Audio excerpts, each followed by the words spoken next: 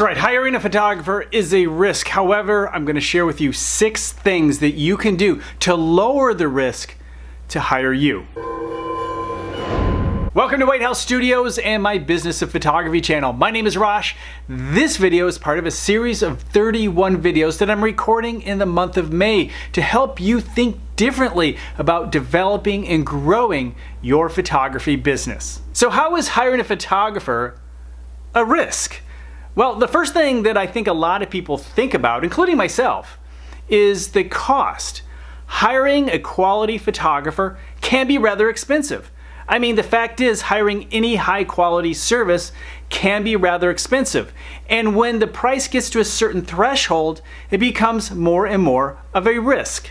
The next risk that people consider is if the photographer can get the job done right. Do they have experience in that area? Do they have a track record? Are they going to be on time, especially if it's a wedding or important corporate event? There are a lot of risks involved in hiring a photographer for the first time. For some, hiring a photographer is part of their job description. For example, an event planner may have to hire a photographer for a wedding, or a public relations person needs to hire a photographer for a corporate event.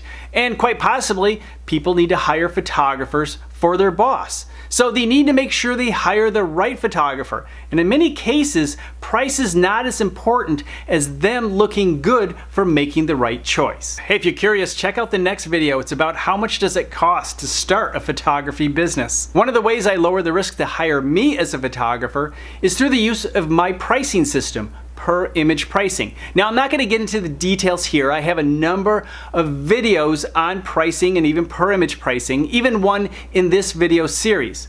However, I like to use the system to lower the risk. In other words, I let people know if they don't like any of my images, they don't have to buy any of my images. They only purchase the images they feel are worthy. Another way to lower the risk to hiring you as a photographer is through the voices of other people. Testimonials. When somebody is really happy with your work and saying good stuff about you, pull out your smartphone or your DSLR. It doesn't matter. Just record them saying nice things and then put those testimonials on your website.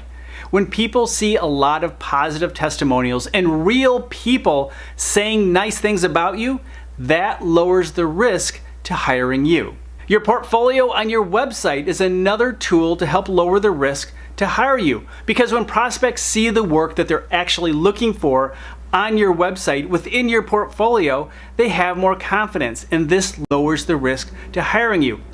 It also lowers the risk for you because you can ask them which of your images did they like, and now you know the type of work that they are actually looking for, and increases the risk that you'll get the job done right. Use video effectively to help lower the risk of hiring you. What do I mean by that? Well, use video to show people behind the scenes. Talk to them about the process of working with you.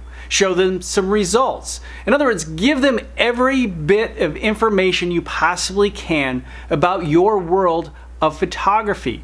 Let them know the inside scoop of what is going on, and again, what they should expect. The more familiar they become with you, your photography, and your process, the lower the risk it is for them to hire you because they trust you and they understand who you are as a photographer. One recommendation I have for all photographers is to stay on top of your communications. Be proactive. Don't wait for them. Make sure you're letting them know where they are in the process. Even if it's the beginning of the proposal stage or at the end of an assignment, let them know with an email, a text, a message, or even a phone call once in a while.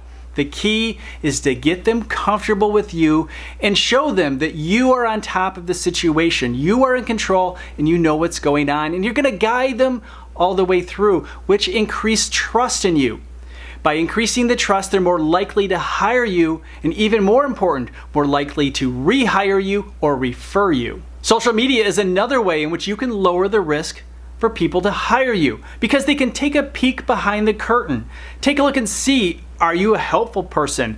Do other people respect who you are? Do you help other people out? Are you easy to work with? These are things that people are actually looking for when they look in your social media. They also want to know, are you open for business? When you put the icons on your website, you need to make sure that you're actually updating those pages.